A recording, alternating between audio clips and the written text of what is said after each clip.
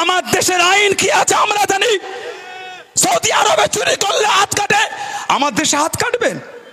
Saudi আরবে শরাব পান করলে দুর্রা মারে, বেত মারে, আমার দেশে বেত মারবেন? সেই দেশে ওয়াকাফ আছে না নাই, আমার দেশের লোকজনে কি করবে? আমার দেশে কি আছে ওটা আমরা জানতে চাই।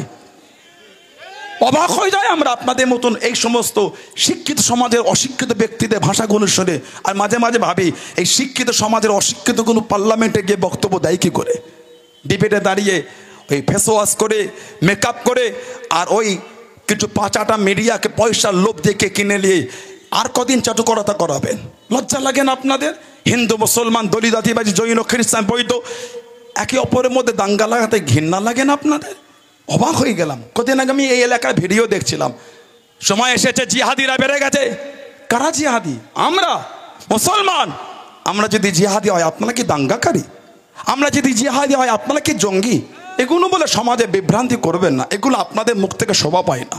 এতদিন এক প্লেটে হিন্দু মুসলমানে খেয়েছিলেন, এতদিন এক প্লেটে হিন্দু মুসলমান ভাত খেয়েছিলেন, এতদিন হিন্দু মুসলমান কাঁধে কাঁধ মিলিয়ে চলেছিলেন। আজকে বলছেন তলোয়ার আছে, ছুরি আছে, বটি আছে। কেন? মুসলমানরা বেড়ে যাচ্ছে। লজ্জা লাগে না আপনার? আমডাঙ্গা এলাকা, এসব এলাকা হিন্দু মুসলমানের ভ্রাতৃত্ব আজও কি আপনার চোখে পড়ে না? আর কটা রং পাল্টাবেন? একবার এ পালে, একবার ও পালে, একবার এই দাড়ি পাল্লায়, একবার ওই দাড়ি পাল্লায়।